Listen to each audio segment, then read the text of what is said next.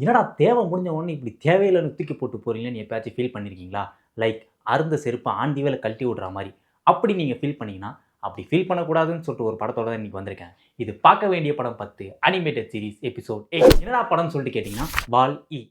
இந்த படத்தோட ஹீரோ யாருன்னு பார்த்தீங்கன்னா, ஒரு குட்டி பழைய ரோபோ. இந்த ரோபோவ பூமியில இருக்கிற மக்கள் வந்து பூமியோட தேவை முடிஞ்ச உடனே பூமியிலிருந்து வேற ஒரு உலகத்துக்கு போம்போது, ஸ்பேஸ்க்கு போகும்போது, இந்த ரோபோவ அதே விட்டு போயிருவாய்ங்க. பூமியே குப்பையா கிடக்கும். அப்படி குப்பையா இருக்கிற இந்த பூமிய இந்த ரோபோ தனியா உட்காந்து கிளீன் பண்ணிக்கிட்டு இருக்கும். At the point heroine entry.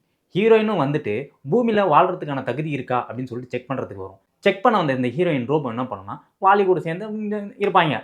ஆனா, அதோட மிஷன் முடிஞ்ச உடனே அதுவும் இந்த பழைய ரோபோவ கழட்டி விட்டு ஸ்பேஸ்க்கே ஓடிடும்.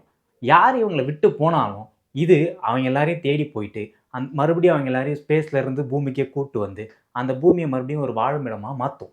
இந்த படத்துலருந்து நான் கத்துக்கிட்டது என்னன்னு சொல்லிட்டு பார்த்தீங்கன்னா, உங்க தேவை முடிஞ்ச உடனே உங்கள தேவையில்லன்னு சொல்லிட்டு நெறைய பேர் தூக்கி போட்டு போலாம். ஆனா, உங்களோட தேவை இருந்தாலும், இல்லனாலும் உங்கள உண்மையா ஒரு சிலர் லவ் பண்ணுவாங்க. உங்களுக்காக நீங்க அவங்களுக்கு என்ன குடுத்தாலும், குடுக்கலனாலும் உங்க கூடவே அவங்க லைஃப் லாங் இருப்பாங்க.